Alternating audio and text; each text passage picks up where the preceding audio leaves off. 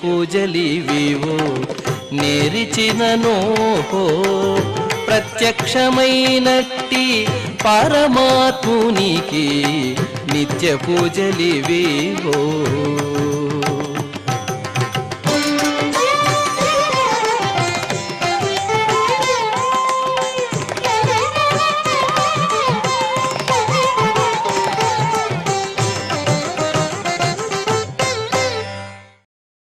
ఓం నమో వెంకటేశాయ. ఈరోజు గురువారము, శ్రీ శోభకృతనామ సంవత్సరము, ఉత్తరాయణము, వసంత ఋతువు, వైశాఖ మాసము, శుక్లపక్షము, సప్తమి తిథి, పునర్వసు నక్షత్రము, ఏప్రిల్ 27, 2023.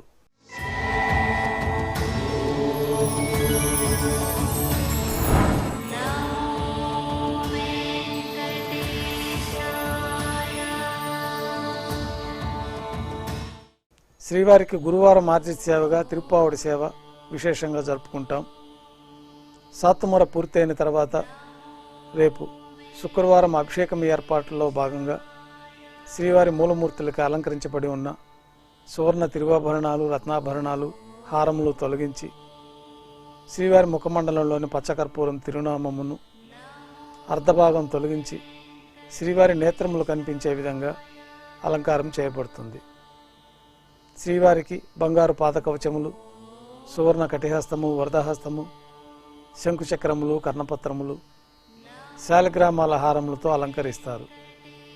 గర్భాలయం శుద్ధి కావించిన తర్వాత మాధ్యాహ్నిక ఆరాధనలో భాగంగా బంగారు పంచపాత్రలో శుద్ధ జలాన్ని నింపి శ్రీ వైకానస భగవత్ శాస్త్రోక్తమైన ఉపచారాలతో స్వామివారికి ఉత్సవమూర్తులకు ఉపచారములు జరిపి అష్టోత్తర శతనామార్చన జరుగుతుంది.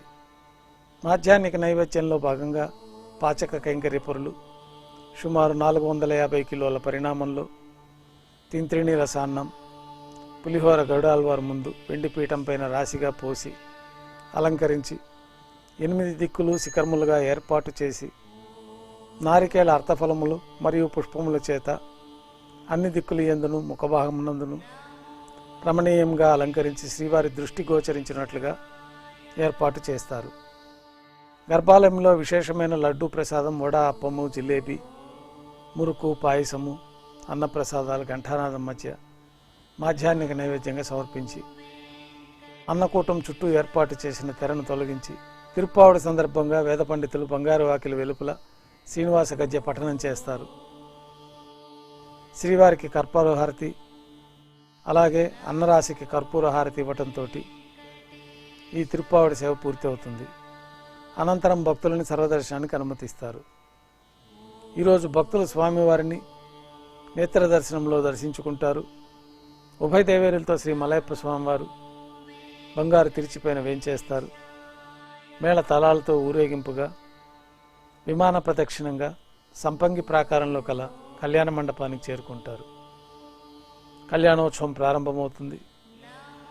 పుణ్యాహవాచనం, అంకురార్పణ, రక్షాబంధనము, అగ్నిప్రతిష్ఠ, హోమాదులు పూర్తయిన తర్వాత స్వామివారికి నూతన పట్టు వస్త్రము, అమ్మవార్లకి నూతన పట్టు వస్త్రాల సమర్పణ జరిపి విశేషంగా మహాసంకల్పాన్ని పఠనం గావించి మాంగళ్యాలకు పూజ జరిపి మాంగళ్యాలను స్వామివారి తరఫున అమ్మవార్లకి సమర్పణ గావించి స్వామివారికి అమ్మవార్లకి కర్పూర నీరాజనం సమర్పించి విశేషమైన హోమాలతోటి పూర్ణాహుతి పూర్తయిన తర్వాత మాలా పరివర్తనం అనే కార్యక్రమాన్ని జరిపి ఉభయ దేవేరులను శ్రీవారి చెంతకు చేర్చి ఈ సందర్భంగా అక్షతారోపణం అనే వైదిక కార్యక్రమాన్ని నిర్వహించి కర్పూర నీరాజనం, నైవేద్యం, తిరిగి కర్పూర నీరాజనంతో కళ్యాణోత్సవం పూర్తి అవుతుంది.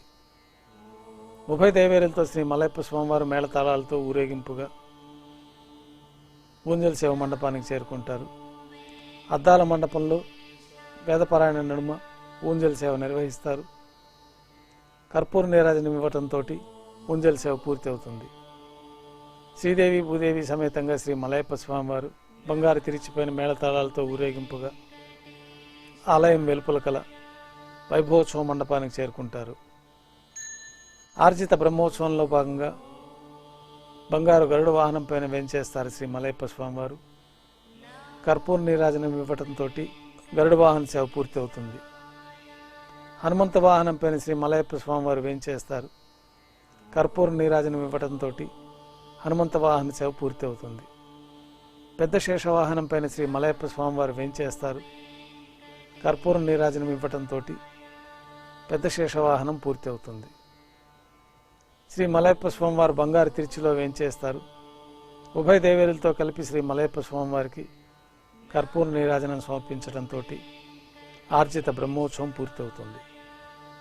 సాయంకాలం సహస్ర దీపాలంకరణ సేవలో 1000 దీపాలతో అలంకరించిన మండపానికి రాముల వారు, సీతమ్మవారు, లక్ష్మణస్వామి వారు, హనుమంతుల వారు మరొక తిరిచిపోయిన మేళతాళాలతో ఊరేగింపుగా చేరుకుంటారు. సహస్ర దీపాలంకరణ సేవ మండపంలో వేదం, గానం, నాదం నడుమ సహస్ర దీపాలంకరణ సేవ జరిపి నక్షత్రహారతి, కర్పూరహారతితోటి సహస్ర దీపాలంకరణ సేవ పూర్తి చేసుకొని పునర్వసు నక్షత్రం సందర్భంగా రాముల వారు, హనుమంతుల వారు 4 తిరువీధుల ఉత్సవం జరుపుకొని భక్తులను అనుగ్రహించి ఆలయంలోకి చేరుకొని పునర్వసు ఆస్థానం పూర్తయి నైవేద్యమైన తర్వాత గర్భాలయంలో వేంచేస్తారు. వెంటనే రాత్రి తోమాల సేవ ప్రారంభమవుతుంది. గురువారం సాయంత్రం స్వామివారికి పూలంగి సేవ నిర్వహిస్తారు. సాయంకాలం ఆరాధనలో భాగంగా గర్భాలయం శుద్ధి చేసి పంచపాత్రలో శుద్ధ జలాన్ని నింపుకొని స్వామివారికి, ఉత్సవమూర్తులకి శ్రీ వైఖానస ఆగమోక్తమైన ఉపచారాలు సమర్పించి వివిధ సుగంధ పుష్పాలతో స్వామివారి దివ్యమంగళ స్వరూపమంతా పుష్పమాలలతో అలంకరించి పుష్పమాలలతో కిరీటం, సూర్యకటారి స్వామివారికి అలంకరించి ఉత్సవమూర్తులకు పుష్పమాలలు సమర్పించి చతుర్వేద మంత్రాలతో మంత్రపుష్పాన్ని సమర్పించి నక్షత్రహారతి, కర్పూరహారతితోటి పూలంగి సేవ పూర్తవుతుంది. అష్టోత్తర శతనామార్చన జరుగుతుంది. రాత్రి నైవేద్యంలో భాగంగా అన్నప్రసాదాలు, పన్యారాలు, దోశ నైవేద్యంగా సమర్పిస్తారు. అనంతరము భక్తులని పూలంగి సర్వదర్శనానికి అనుమతిస్తారు.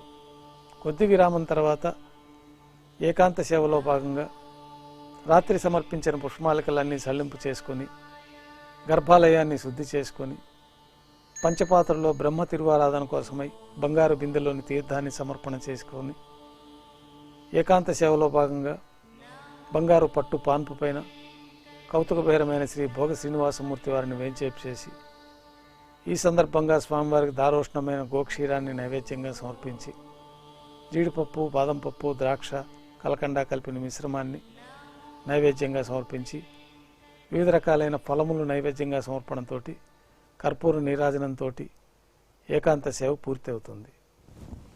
ఓం నమో వెంకటేశాయ.